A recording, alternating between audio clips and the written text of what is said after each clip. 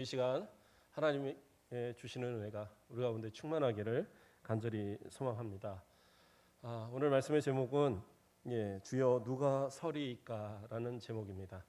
지난주에 우리가 1절 말씀을 중심으로 해서 깊은 곳에서라는 제목으로 우리가 말씀을 살폈어요. 시인은 하나님 앞에서 자신이 죄인이라는 것을 깨닫고 나서 그 죄에 대해서 간절히 회개하면서 그 자기가 처한 그 깊은 곳, 죄악의 자리에서 하나님께 간절히 간구하고 또 하나님의 그 사유하심을 바라면서 기도하였던 그런 모습을 우리가 지난주에 살폈어요. 오늘은 말씀을 통해서 우리가 죄에 대한 모습들을 자각하지 못하는 이유, 그렇죠? 그런 이유에 대해서 오늘은 좀 살펴보고자 합니다. 우리가 죄를 정말로 깨닫는다면, 내가 죄인이라는 사실을 깨닫는다면 하나님 앞에 회개하지 않을 수 없을 거예요. 그러니까 시인도 이 시편 130편을 기록하면서 정말 하나님 앞에 내가 죄인인 것을 깨닫고 나니까 그 내가 있는 곳이 죄악의 자리라는 것, 이 깊은 곳이라는 걸 깨닫고 나니까 하나님께 부르짖지 않을 수가 없었거든요. 우리가 읽었던 지금 3절 말씀에서 보면 여호와여 주께서 죄악을 지켜보실진데 이렇게 나오죠. 하나님께서 죄악을 지켜보시면 누구도 그 모습에서 나는 의롭다라고 말할 수 있는 사람이 아무도 없다라는 거예요. 그러니까 자신의 죄악을 깨닫고 나니까 하나님 앞에 회개할 수밖에 없다라는 것을 고백하고 있는 거예요. 그런데 대부분의 사람들은 자신이 죄인이라는 생각을 별로 하지 않아요. 그렇기 때문에 회개할 이유도 없다라고 생각하고 살아가는 거예요. 그렇다면 진짜 좀 정결하고 깨끗하게 살아서 하나님 앞에 죄 없는 사람이 있을까요? 그런 사람은 없습니다. 시편 14편 2절에서 3절 말씀을 보면 여호와께서 하늘에서 인생을 굽어 살피사 지각이 있어 하나님을 찾는 자가 있는가 보려 하신즉 다 치우쳐 함께 더러운 자가 되고 선을 행하는 자가 없으니 하나도 없도다. 이렇게 말씀하고 계세요. 그러니까 선을 행하는 자, 악이 없이 선을 행하고 살아가는 사람이 과연 있느냐? 하나도 없더라는 거예요. 하나님이 굽어 살피사란 말은 이렇게 우리가 이제 이렇게 자세히 보려고 이렇게 보는 그런 것처럼 하나님께서 하나님은 영이시기 때문에 뭐 굽어보고 이런 이제 표현이 원칙적으로 맞는 표현이 아니지만 그러나 하나님께서 우리를 그렇게 인간이 그 부모가 자식을 이렇게 살펴보듯이, 그렇죠? 무엇인가를 자세히 살펴보듯이 그렇게 굽어 살피고 있다라고 그렇게 표현하시는 거예요. 그렇게 해서 살펴보는데 혹시라도 한 사람이라도 의인이 있는가 살펴보는데 아무도 없더라는 거예요. 그러니까 인생은 다 죄인이에요. 아담 이후로 태어나서 자라는 모든 사람은 기본적으로 원죄를 가지고 있고 자라는 동안에 자범죄를 짓게 되고 그 모든 죄로 인해서 어떠한 죄라도 결국엔 다 사망으로 직결되는 그러한 죄가 된다는 거예요. 아무런 죄도 어떠한 죄도 없이 그냥 흠결 없이 깨끗한 사람이다? 그러면 그 사람은 죽을 이유가 없어요. 그렇죠? 그러니까 죽는다라는 건 그 사람이 죄인이다라는 것을 증명하고 있는 거예요.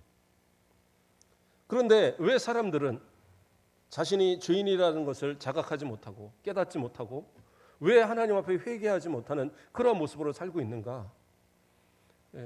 왜 그렇습니까? 첫째는 자신은 어떤 상대적 의, 그러니까 다른 사람보다 내가 더 깨끗하다는 그런 생각 속에서 자신을 판단하기 때문에 죄인이라는 생각을 갖지 않는 거예요. 단적인 예로 그 성경에서는 바리새인과 그 세리의 기도가 있잖아요. 예수님께서 성전에서 비유로 말씀하실 때 바리새인과 세리가 와서 기도하고 갔는데 어떤 사람이 의롭다라고 칭함을 받고 갔어요? 하나님 앞에 세리가 그 당시에 가장 그 죄인 중에 하나라고 인정되는 그러한 세리가 오히려 의롭다라고 칭함을 받고 갔고 바리새인은 그냥 돌아갔어요. 그 이유가 뭐였느냐? 바리새인은 뭐라고 기도합니까? 서서 따로 기도하여 이르되 하나님이여 나는 다른 사람들 곧 토색, 불의, 간음하는 자들 같지 아니하고 이 세리와도 같지 아니함을 감사하나이다. 뭐라고 기도해요? 저 악한 사람들, 토색하는 사람들, 간음하는 사람들, 저 세리와 같은 사람들, 저는 그런 사람들 같이 살지 않도록 하나님께서 보호해 주시니 감사합니다. 이게 되게 좋은 말인 것 같지만 결국에 그의 말 속에 뭐예요? 나는 죄인입니다라는 말이 하나도 없어요. 자신은 죄인이라고 고백하지 않나요? 적어도 저 토색하는 사람, 적어도 간음하는 사람, 적어도 저 세리 같은 사람보다 나는 깨끗하게 살고 있습니다. 그러니까 하나님 칭찬받을 만하죠. 이렇게 기도하고 있는 거예요. 그렇기 때문에 그는 의롭다라고 인정받지 못했어요. 왜? 그가 자신이 죄인임을 고백하지 않으니까. 사람들은 그러한 상대적인 의에 빠져서 자신이 죄인인 것을 인정하지 않습니다. 적어도 저 사람보다 나는 깨끗하게 살지 않느냐. 적어도 저 나쁜 사람보다는 나는 저 감옥에 있는 사람들, 저 살인한 사람들, 저 도적질한 사람들, 그런 사람보다 나는 깨끗하게 살고 있지 않는가. 그렇기 때문에 나는 죄인이 아니다 이렇게 생각하고 산단 말입니다. 그러나 하나님 앞에서 모두가 죄인이라는 사실을 깨닫는다면 그때는 내가 죄인임을 고백하고 회개할 수밖에 없어요. 그런데 깨닫지 못하니까 내가 저 사람보다 의롭고 저 사람보다 깨끗한데 내가 왜 회개를 해야 돼? 회개를 하려면 저 사람이 회개를 해야지. 그렇죠? 두 사람이 싸워요. 싸워서 가서 화해를 시키려고 물어보면 둘이서 하나같이 하는 얘기가 뭐예요? 저 사람이 더 나쁘다 이거예요. 저 사람이 나한테 욕을 해서 나한테 때렸다. 그러면 반대쪽은 아니 말 좀 잘못했다고 때리냐? 때린 놈이 더 나쁘다. 서로 막 싸우면서 서로의 잘못을 얘기합니다.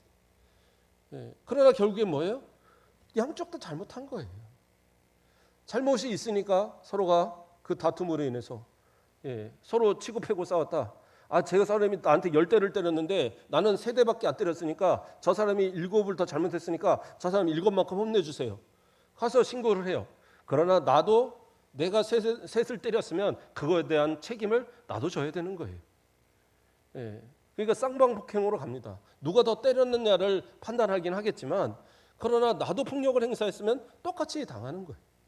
마찬가지입니다. 어떤 사람들을 기준으로 얘기하던 그건 상관이 없어요. 내가 죄인이라는 것. 그러니까 하나님은 나와 1대1의 관계 속에서 내 죄를 물으시는 거지 다른 사람하고 상대적으로 봐서 저 사람보다 깨끗하니까 너는 내 사람으로 내가 택했고 저 사람보다 깨끗하니까 너는 구원받아야 되고 저 사람보다 깨끗하니까 너는 그 천국에 갈 그런 자격이 있고 그렇게 판단하시는 게 아니란 말이에요. 그냥 하나님과의 1대1의 관계 속에서 내가 죄인인 것을 고백하고 다른 사람과 아무런 관계 없어요. 다른 사람이 당신은 뭐 법 없이도 살 사람이네. 그래도 나는 하나님 앞에 죄인이잖아요. 그럼 어떻게 하나님 앞에 회개하고 하나님께서 나를 용서하시는 그 용서를 통해서 어떻게 해요? 하나님 앞에 용서함 받는 그러한 모습 속에서 그래서 구원받는 그러한 모습이 되는 거죠. 결코 내가 다른 사람보다 더 낫다 그런 것은 결코 아니다란 말이에요. 로마서 5장 20절에서 21절 말씀을 보면 율법이 들어온 것은 범죄를 더하게 하려 함이라. 그러나 죄가 더한 곳에 은혜가 더욱 넘쳤나니 이는 죄가 사망 안에서 왕노릇한 것 같이 은혜도 또한 의로 말미암아 왕노릇하여 우리 주 예수 그리스도로 말미암아 영생에 이르게 하려 함이라 이야기하고 있어요. 범죄하여서 사망이라는 것이 주어졌는데 회개하는 사람은 어떻게 해요? 하나님의 은혜로 그리스도의 은혜로 저 영원한 천국을 영생을 소유하는 그러한 사람이 된다는 말씀이. 그런데 어떻게 해요? 내가 죄인이라는 것을 깨닫지 못하면 나는 깨끗해 의로워 나는 아무 잘못이 없어. 그러면 어떻게 해요? 그 사람한테는 은혜가 더해 줄 수가 없어요. 그래서 죄가 있는 곳에 죄가 더하는 곳에 은혜가 더욱 넘쳤다는 얘기는 내가 죄를 회개하고 하나님 앞에 죄인인 것을 인정할 때에 그에게 은혜로 용서함 받는 역사가 있는다는 거지. 그 은혜를 더 받으려면 죄를 더 져야 되겠네? 이런 거 아니에요. 오해하셔는 안 돼. 그래서 내가 진짜 하나님 앞에 죄인인 것을 회개하고 드러낼 수 있는 그러한 모습들. 어떤 경우는 보면 나는 내가 생각할 땐 크게 잘못 안 한 것 같은데 하나님은 저 사람은 벌하지 않으면서 왜 나는 벌하실까요? 저 사람도 사기쳤는데 저 사람은 떵떵거리고 잘 사는데 왜 나는 사기쳤다고, 그것도 사기도 아니고 조금만 그 거짓말 한 번 했다고 내가 이렇게 사업이 문제가 되고 내 삶에 어려움이 오고 왜 이렇겠습니까? 하나님 불공평합니다. 저 사람이 더 잘못했으면 저 사람이 더 잘못을 그 책임을 져야 되고, 거짓말하고 사기치고 많은 사람들 착취하고 하는 저 사람들 다 저 사람들이 벌 받아야지, 왜 나 같은 사람이 그 조금 실수했다고 조금 잘못했다고 내가 이런 벌을 받습니까? 그러나 그것은 질문 자체가 잘못된 거예요. 뭐예요? 세상에 속한 사람들은 하나님의 사람들은 아니잖아요. 하나님의 사람들이 왜 하나님의 사람들이 아닌 사람들을 하나님이 왜 괜히 그거 건듭니까? 그럴 필요도 없는 거예요. 어차피 지옥 갈 건데 건드려봐야 뭐 하세요? 물론 너무 악하고 악한 모습으로 살면 성도들을 지키기 위해서, 또 그 압제당하는 사람들을 보호하시기 위해서 그들을 징계하고 벌할 수는 있지만, 그러나 기본적으로 하나님의 사람들이 아닌 사람을 건들 이유가 없는 거예요. 그렇잖아요? 옆집 아이가 막 떠들고 막 뭐라고요? 까불고 막 와서 막 동네 휘젓고 다녀요. 그런다고 해서 야, 너 일로 와봐. 너 작대기로 한 대 맞아. 너 다시는 이러지 못하는 내가 혼내야 돼. 이러면 그게 되겠습니까? 오히려 아이는 그래요. 아유, 우리 부모도 아닌데 뭘 나한테 그래. 이런단 말이에요. 그러나 내 자식은 어떻게 해요? 올바로 커야 하니까 때로는 매도 들고 때로는 훈계도 하는 거죠. 물론 요즘에 이제 법이 되어갖고 부모도 자식 때리면 안 된답니다. 그러니까 자식들이 막 부모 신고하고 막 그래요. 물론 신고할 정도로 그렇게 아주 무지막지하게 때리고 그러면 안 되죠. 안 되는데 때로는 징계가 필요해요. 꼭 때리는 것이 아니더라도 너의 잘못을 지적하고 무엇이 잘못된가를 얘기하고 그것에 대한 어떤 징계가 분명히 필요할 때가 있단 말이에요. 그건 왜 그래요? 내 자식이니까, 내 자녀니까 그렇게 하는 거예요. 올바로 커야지. 옆에 아이가 잘 크든 못하든 그건 관계없어요. 내 자식이 똑바로 커야죠. 하나님도 마찬가지예요. 우리를 향해서 우리가 범죄하고 우리가 죄 가운데 살 때 우리를 돌이켜서 하나님 앞에 회개하고 돌아오도록 때로는, 그렇죠? 하나님께서 사람의 매와 인생의 막대기에 인생의 책찍으로 갖다 때리시는 거예요. 그래서 우리의 삶이 변화되고 하나님 앞에 돌아오도록. 그 사무엘하 7장 14절 말씀을 보면, 나는 그에게 아버지가 되고 그는 내게 아들이 되리니 그가 만일 죄를 범하면 내가 사람의 매와 인생의 잭칙으로 징계하려니와. 그러니까 징계하는 것도 이유가 있어요. 뭐예요? 하나님의 자녀니까 징계하는 거예요. 하나님의 자녀가 아니면 징계할 이유도 없다란 말이에요. 그래서 히브리서 12장 8절에서 뭐라고 얘기합니까? 징계는 다 받는 것이거늘 너희에게 없으면 사생자요 친아들이 아니니라. 그러니까 징계 안 받으면 야, 그래, 내가 이렇게 죄짓고 내가 거짓말하고 내가 이렇게 마음대로 살아도 하나님 날 벌하시지 않네? 아이고, 그래, 나는 그냥 내 자유다. 아니라고요. 징계는 받는 것이 당연한 거라는 거예요. 내가 잘못 살 때 나를 징계하시는 하나님의 그 매를 때로는 내가 맞아야지 그게 아들인 거지. 그게 자녀인 거지. 내가 죄 졌는데도 나는 멀쩡하게 잘 살고 거짓말하는데도 대충 눈 속이고 살아도 아무 일 없었는데요. 그게 오는 게 아니란 말이에요. 오히려 아무런 매가 없다면 그것으로 인해서 애통할 수 있어야 돼요. 하나님, 제가 이렇게 잘못 나갔는데 왜 하나님 가만히 두셨나요? 좀 때려서라도 저 좀 고쳐주세요. 오히려 이렇게 기도해야 되는 거예요. 왜요? 징계가 없으면 뭐라고 그래요? 사생자요, 친아들이 아니다. 내 자녀가 아니니까 징계 안 하는 거라는 거예요. 그러므로 상대적인 의, 이것으로 내가 의롭다라고 생각하지 마세요. 다른 사람들보다 내가 의롭다, 그 의미 없어요. 더 사람들보다 내가 어떤 고난 나가는 게 부당하다, 이런 생각도 할 필요 없어요. 나는 하나님과의 1대1의 관계 속에서 내가 하나님의 자녀니까, 하나님의 자녀니까 내가 죄를 범하면 하나님이 나를 징계하시는 게 당연하고, 내가 회개하면 하나님은 용서하시는 거고, 내가 애타게 기도하면 하나님이 응답하시는 거고, 내가 정말 필요할 때 하나님께서 그 우리에게 필요한 대로 그 은혜를 풍성히 부어주시는 그 은혜가 우리 가운데 있다라는 거예요. 그러니까 그걸 날마다 느끼고 살아가는 사람이 진짜 하나님의 자녀고, 그렇죠? 그렇기 때문에 죄를 깨닫게 되면 하나님 앞에 부르짖어 회개하고 하나님 용서해 주세요. 왜요? 하나님은 사유하심이 가득하시고 풍성하신 성량이 있으신 분이기 때문에 예수님의 이름으로 회개하는 어떠한 죄라도 다 용서하시는 거예요. 우리가 생각할 때는 아니 그런 악한 죄 회개하면 그런다고 회개한다고 용서하시면 되나요? 아니요. 하나님은 다 용서하세요. 예수 그리스도의 피로 인해서 용서받지 못할 죄가 없습니다. 근데 중요한 건 뭐예요? 내가 죄인이라고 생각하지 않으면 아무리 작은 죄라도 그것은 용서받지 못할 죄가 되는 거예요. 그러면 하나님 앞에 내 죄를 깨닫는 것이 가장 중요한 우선된 모습이다라는 거예요. 자, 그 죄를 또 깨닫지 못하는 이유가 뭐냐?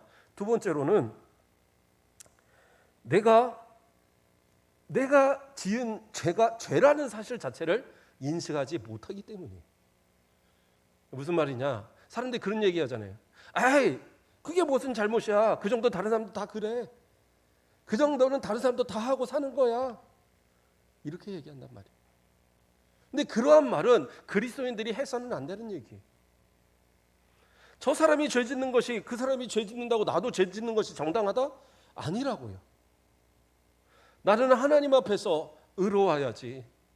세상 사람들이 바라볼 때 세상의 기준에 따라 너 괜찮아, 너 깨끗해, 너 의로워라고 인정받는 건 그게 중요한 게 아니다란 말이에요. 그렇죠? 세상 사람들은 법에만 저촉되지 않으면 적당히 숨기고 있어도 괜찮다라고 얘기를 해요. 그렇지 않습니까? 네.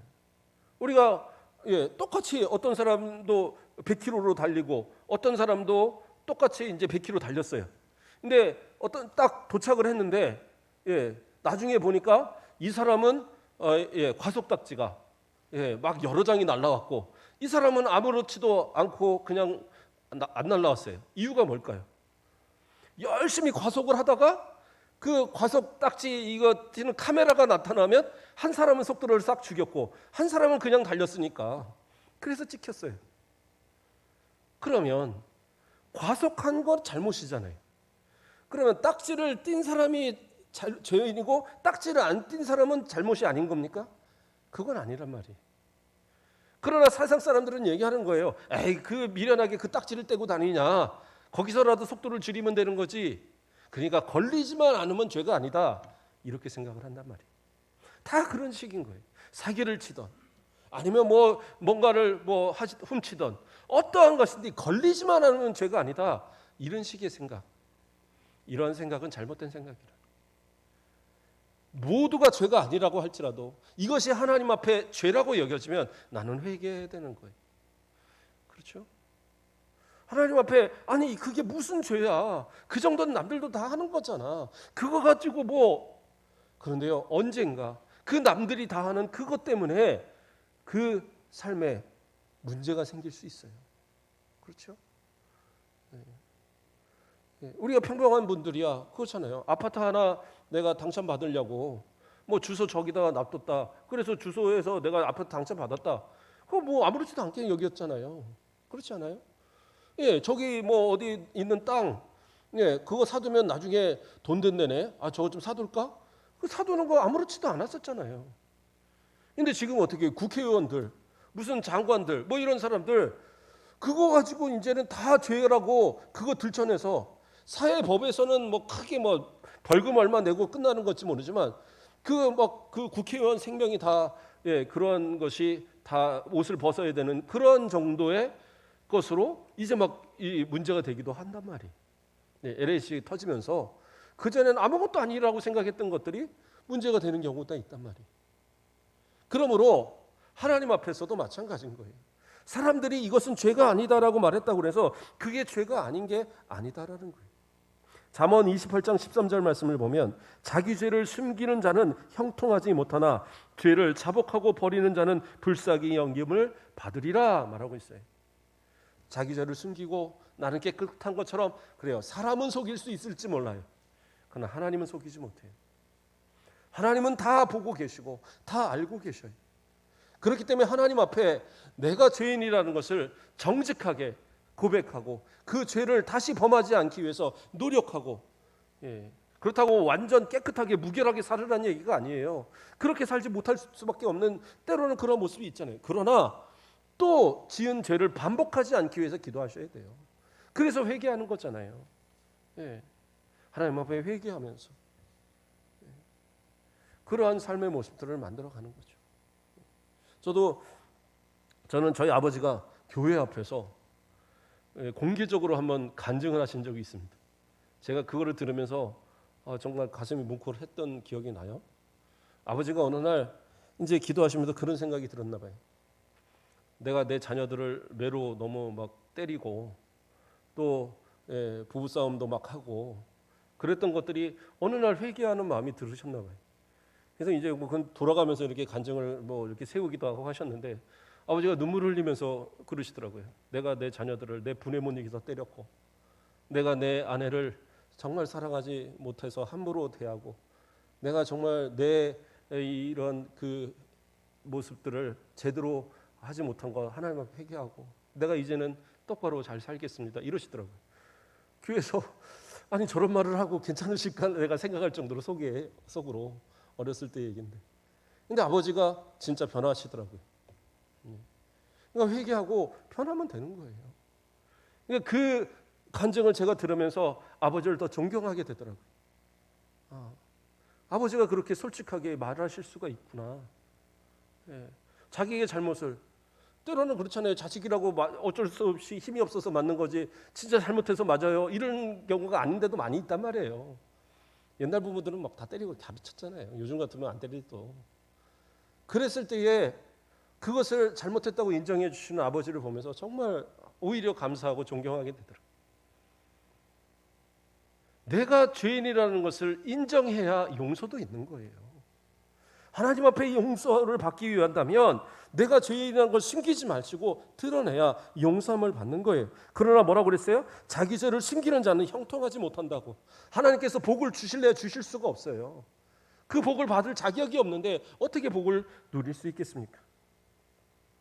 그래서 베드로전서 1장 15절에서 보면 뭐라고 나옵니까? 오직 너희를 부르신 거룩한 이처럼 너희도 모든 행실에 거룩한 자가 되라. 하나님을 아버지라고 부르고 하나님의 자녀로 살아가는 우리들하고 하면 어떻게 해요? 하나님을 닮아서 하나님이 거룩하시니까 우리도 거룩하게 살아라는 거예요. 사람들의 판단 이거 필요 없어요. 내가 하나님 보기에 거룩한가? 내가 하나님의 말씀에 비춰서 거룩한 삶을 살고 있는가? 이 정도면 적당히 됐다가 아니라 진짜 하루하루의 삶 속에서 하나하나 회개하고 고쳐가는 거예요. 그러다 보면 점점 달라지더라고요. 저도 달라지고 우리 성도들도 달라지고 달라져 가는 거예요. 목회자가 말씀을 통해서 수없이 얘기해도요.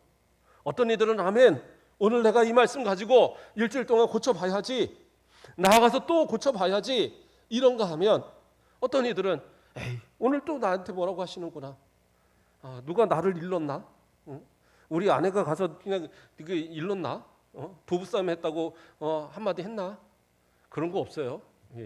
일주일 가봐야 한 번도 찾아오시는 분들이 없어서 저는 좀 상담도 오시고 하면 좋은데 어쨌든 하나님 앞에서 정직하게 신앙생활 하시기를, 숨기고 아무도 모르게 덮었다고 그래서 그거 가지고 내가 구원받는 거 아니에요.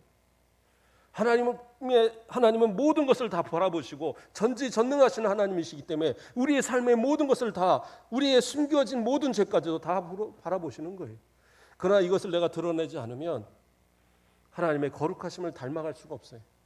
하나님의 거룩하심을 닮아가지 않는다면 뭐예요? 그 사람은 하나님의 자녀가 아니고, 하나님의 자녀가 아니면 구원은 없는 거예요. 그러므로 거룩하여지는 삶, 날마다 변화되는 삶, 오늘 완벽하지 못해도 내일은 조금 더, 적어도 0.00001%라도 그냥 먼지 하나라도 조금씩 나아지는, 털어가지는 모습이 돼야 될 거 아니에요. 그래서 주님 앞에 딱 설 때 그때의 모습 속에서 잘했다 칭찬받는 그런 모습이 돼야지, 그게 진짜 성도의 모습 아니겠어요? 그렇게 해서 내가 죄인인 것을 깨닫고 회개할 때 하나님은 그 사유하심으로, 그 풍성하신 성령으로 우리를 용서하신다는 사실이. 하나만 더 살펴보겠습니다. 또 어떤 사람들은요, 자신이 선행을 많이 해서, 그래서 자기의 과거에 지었던 죄 정도는 다 덮을 수 있는 거로 생각하는 사람들이 있어요. 어떻게 보면 이런 사람들이 가장 위험한 사람입니다. 옛날에 제가 전도사 때 섬기던 교회 목사님이 어느 날 전도를 하셨대요. 전도를 하셨는데 정말 인자해 보이는, 우리 권사님들 같이 이렇게 인자해 보시는 분이 이렇게 길을 가는데 전도하고 싶은 마음이 들더래요. 그래서 예수 믿고 구원 받으세요 하고 이렇게 복음을 전하니까 이분이 하신 얘기가, 저는 정말 착하게 삽니다. 예, 말도 조심하고 남들도 많이 도와주고, 그리고 이제 불교를 다니니까 불교에서 많이 공양도 하고, 자기는 나름대로 깨끗하게 뭐 보살이라고 소리를 들을 정도로 잘 그렇게 살고 있다는 거예요. 근데 자기가 보면 주변에 교회 다닌다는 사람들 보니까 깨끗하게 사는 사람이 별로 없더래요. 자기보다 착하게 살고 자기보다 선한 일 하면서 사는 사람이 별로 없더라는 거예요. 그러니까 나는 그 사람들보다 더 착하게 사니까 나는 지옥 가지는 않을 겁니다. 그리고 그냥 가더라는 거예요. 그게 가장 위험한 얘기입니다. 내가 선행을 많이 했으니까, 내가 죄인이라는 건 알겠는데 딱 달아보면 선행이 더 많으니까, 그러니까 이렇게 쌤쌤하고 남는 거 가지고 난 충분히 천국 갈 수 있지 않습니까? 그런 것은 없어요. 불교의 뭐 고승들 막 수행했다는 그런 많은 분들이 왜 뭐 앉아서 뭐 3년씩 고행을 하고 뭐 말을 뭐 묵언을 몇 년씩 하고 왜 그래요? 죄 안 지려고 그러고 죄 문제 좀 해결해 보려고 그렇게 하는데, 누구도 자신 있게 나 죄의 문제 해결했다라고 말하는 사람이 아무도 없어요. 누군가가 그렇게 말하는 사람이 있다면 그거 가짜예요. 예. 누구도 자기 노력 갖고 수고 가지고 헌신한 것 가지고 뭐 남을 도운 거 가지고 쌤쌤할 수 있다? 전혀 그렇지 않아요. 누군가 살인을 했어요, 만약에. 그리고 공소시효도 남아 있어요. 근데 이 사람이 정말 선행을 많이 했어요. 뭐 남들을 도와주고 남들을 뭐 이렇게 하고 뭐 남들에게 뭐 필요한 거 다 하고 그랬는데 공소시효 하루 남기고 이 사람 잡혔어요. 그래서 다른 사람이 다 존경하던 사람인데 알고 보니까 살인자예요. 그 사람 용서받을 수 있나요? 아니요. 그거로 인해서 정상 참작은 되겠죠. 그동안 착한 일 많이 했으니까. 그러나 살인자로서 살인에 해당하는 최소한의 그 죄라도 물게 돼 있어요. 그렇지 않겠어요? 그러므로 죄라는 것은 없어질 수가 없습니다. 내가 아무리 선한 일을 많이 했다고 해도 없어질 수 있는 게 아니에요. 내가 이렇게 선하게 살았으니까 과거에 그 정도의 죄는, 그 정도의 죄는 괜찮겠지? 아니요. 그 죄 때문에 죽는 거고 그 죄 때문에 지옥 가는 거예요. 그 작은 죄, 그거 내가 하나님 앞에 회개하지 않으면, 내가 아무리 겉으로 선한 척, 그 아무리 선행을 많이 했다고 해도 그거 가지고 아무런 도움되지 않아요. 옛날에 중세시대 때 그 뭐 베드로 성당 뭐 이런 거 지으면서 천주교에서 얼마나 큰 거짓말들을 했습니까? 연옥교회를 만들어 놔갖고 너 천국 갈지 안 갈지 애매하면 연옥에 갈 것 같아. 그래서 연옥이란 걸 만들었어요. 말도 안 되는.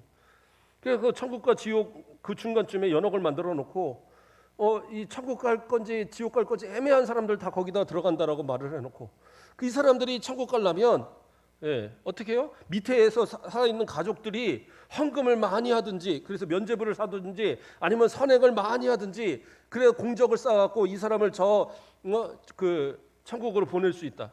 이런 말도 안 되는 말에 속아서 사람들이 면죄부를 막 사내고 이러니까 이거 보고 해도 거짓말을 해도 이런 거짓말을 할 수 없다. 그래서 루터가 종교개혁했고 칼빈이 종교개혁하고 세계 곳곳에 종교개혁이 일어난 그 이유가 된 거예요. 왜? 믿음으로 구원받는 것이고 회개해야지 용서받는 건데, 면죄부 갖고 용서받는다고 한다면 부자들만 용서받죠. 가난한 사람들은 그 돈 하나 없어서 지옥 갈 수밖에 없다면 그게 얼마나 불합리합니까? 말도 안 되는 얘기잖아요. 선행은 기준이 될 수 없어요. 죄는 회개해야지만 용서받아요. 뭐 살아있는 사람이 공적을 해서 간다? 말도 안 되는 얘기예요. 내가 살아있는 동안에. 이게 기회입니다. 하나님께서 기회를 주고 계시는 거예요. 나를 왜 아직 살려두시냐? 하나님 앞에 회개하고 믿음으로 온전히 잘 신앙생활을 하면서 또 내 후손과 내 자녀들, 뭐 내 가까운 사람들에게 이것이 구원의 길이라는 것을 잘 전하고 그리고 때가 되면 주님 불러가시는 거예요. 아직 기회를 주시는 겁니다. 그런데 나는 나는 깨끗하니까, 나는 정결하니까, 이 정도 깨끗하게 살았으면 과거에 지은 죄 정도는 아무것도 아니니까 괜찮아. 아니요. 그때 했던 거짓말, 그때 했던 작은 실수, 작은 잘못, 내가 나를 아무리 정당화시켜도 그것을 해결할 방법은 없다는 얘기입니다. 그래서 그것을 깨닫게 되면 즉시 하나님 앞에 회개해야 되는 거예요. 상대적으로 나를 의롭다고 생각하지도 마시고, 내가 어떤 이것이 남들은 다 죄 짓는 이런 건 죄도 아닌데, 아니요, 하나님께서 죄라고 하시면 그건 죄인 거예요. 내가 하나님 앞에서 아무리 선한 일을 많이 했다고 그래도 내가 죄가 남아있다면 그 죄는 회개해야 되는 거예요. 그래서 그 죄가 기억나면 어떻게 해요? 그 죄로 인해서 하나님 앞에 부르짖어 회개해야 되는 거예요. 왜요? 하나님께서 지켜보실 때, 그렇죠?